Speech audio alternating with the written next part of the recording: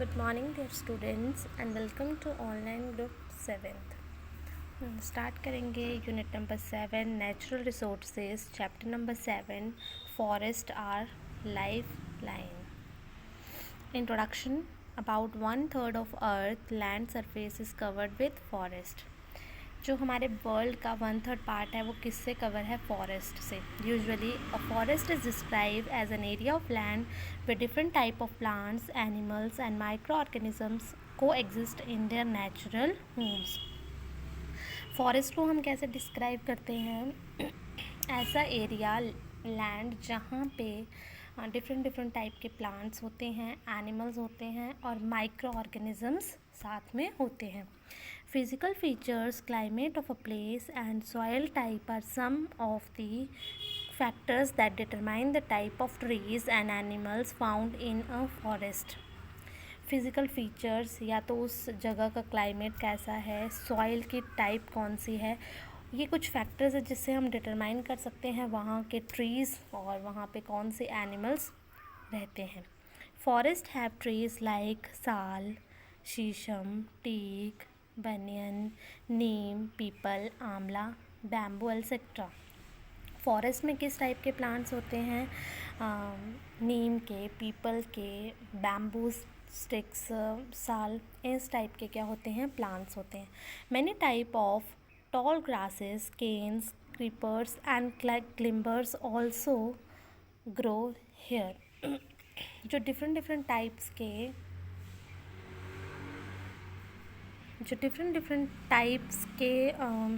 Trees होते हैं, animals वहाँ पे क्या करते हैं?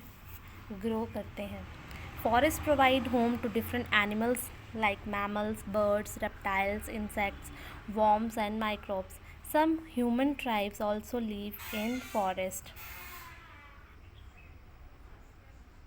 India is a home of 45,000 species of plants and 81,000 species of animals. So it is called a mega biodiversity country. Bamboo is the fastest growing plant on the earth. जो 21% India में 45,000 species हैं plants के and 81,000 species हैं animals के. सो इसको हम क्या बोलते हैं? Mega biodiversity. और बैम्बो जो है वो सबसे फास्ट ग्रोइंग प्लांट है इस अर्थ में.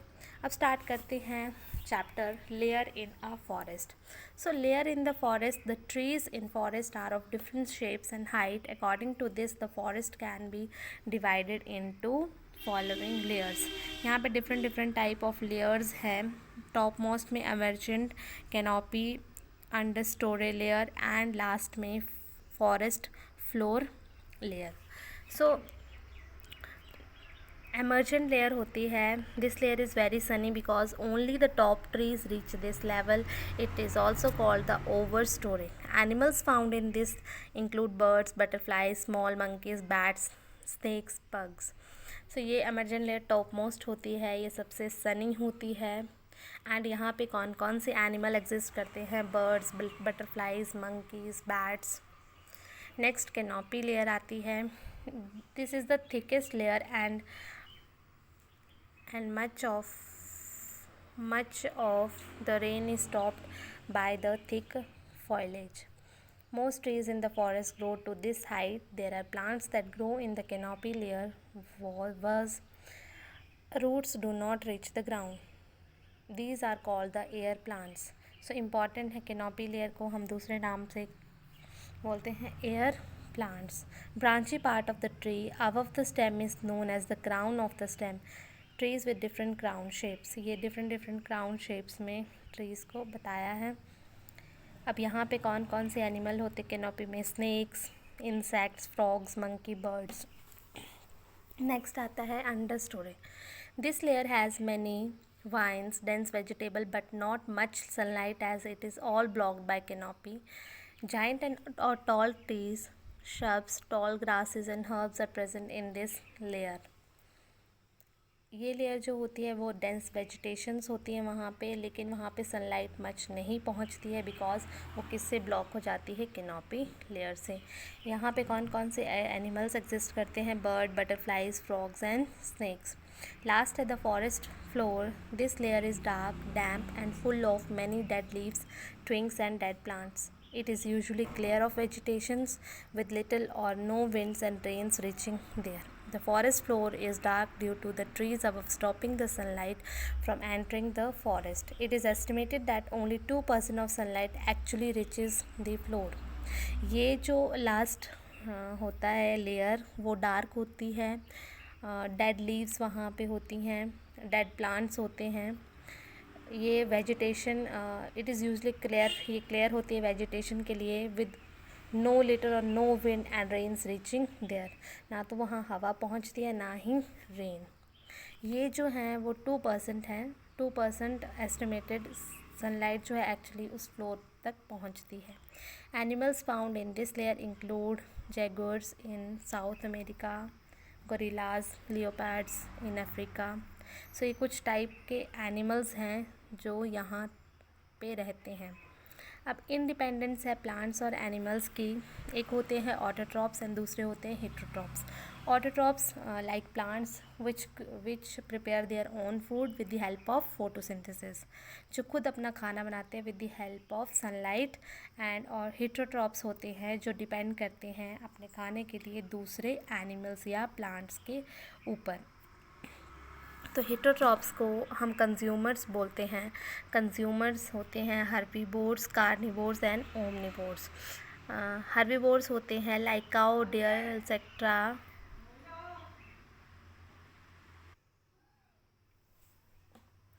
Herbivores में आगे cow, deer, they are also called the primary consumers. Carnivores like lion, tigers that eat other animals, they are also called secondary consumers. ये जो हैं वो दूसरे animals के ऊपर depend होते हैं अपने खाने के लिए, so इसको हम बोलते हैं secondary consumers. Omnivores like man, bear and crow which can eat both plants and animals.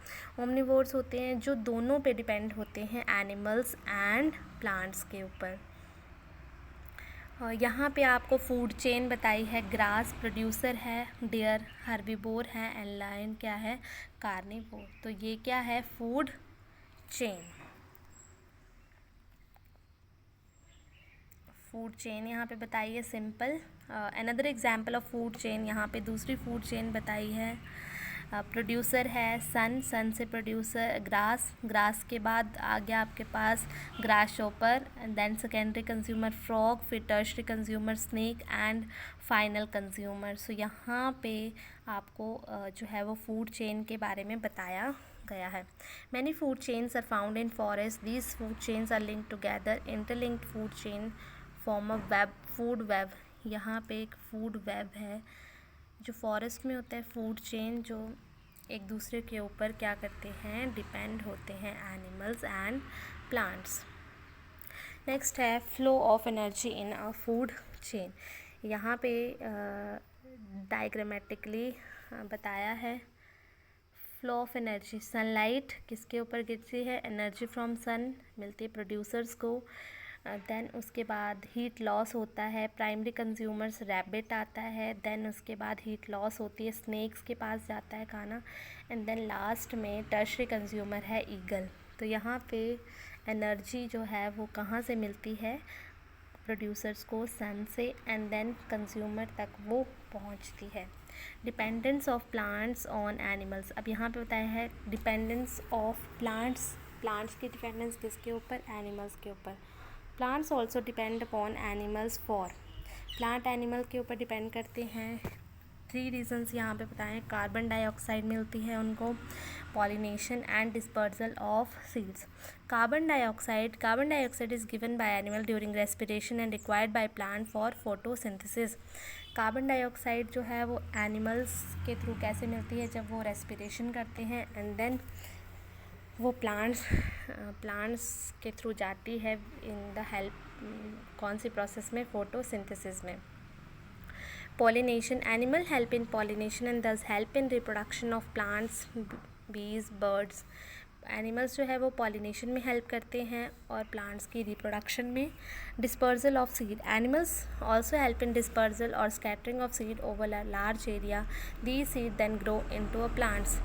Animals जो हैं वो एक प्लेस से दूसरे प्लेस में जाते हैं, सो इसके थ्रू वो सीड्स भी जो है उनके थ्रू आगे आगे बढ़ती हैं और लार्ज एरिया तक फैलती हैं, सो ये ग्रो करते हैं प्लांट्स में।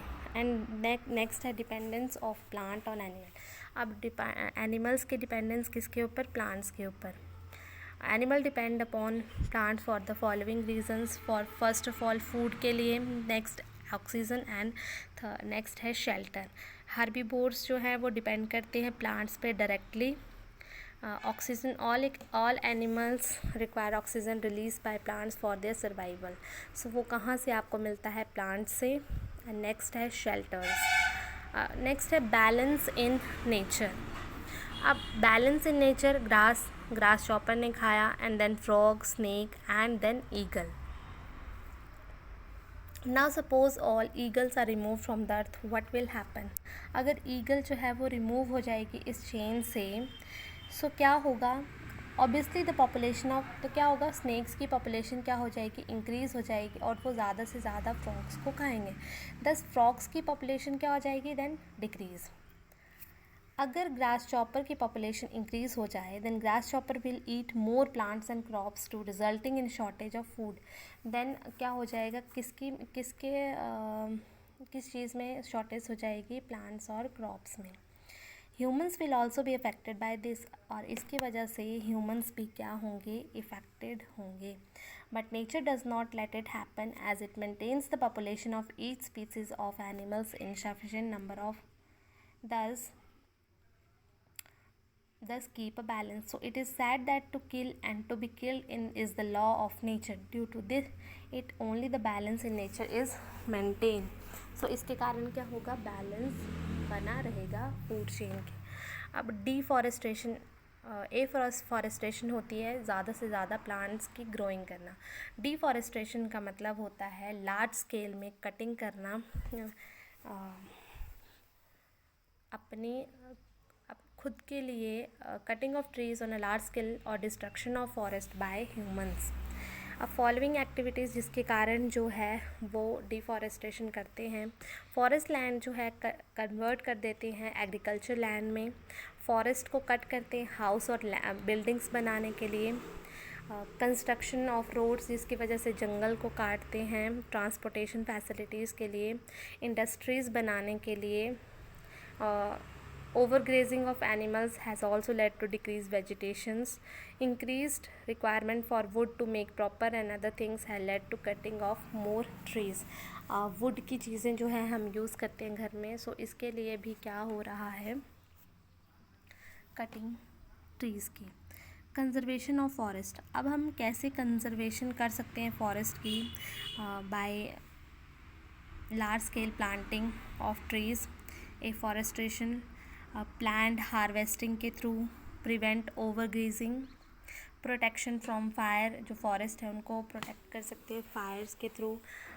One Mahotsav is organise every year by the government of India to encourage tree plantation. Van Mahotsav क्यों बनाया जाता है? ताकि ज़्यादा से ज़्यादा जो है प्लांट्स की प्लांटेशन की जाए। Chipko movement was started by Sunderlal Bahuguna to reduce tree felling. जो है ये किसने स्टार्ट किया था? चिपको, सुंदरलाल बहुगुन, ताकि जो है ट्री की फॉलिंग क्या हो सके? रिड्यूस। नेक्स्ट है protection from insect and paste, और हम जो है इंसेक्ट और पेस्ट से भी उसको क्या कर सकते हैं? बचा सकते हैं। ज़्यादा से ज़्यादा क्या होंगे? प्लांट्स लगा सकते हैं। Thank you student, I hope आपको ये चैप्टर समझ आया होगा।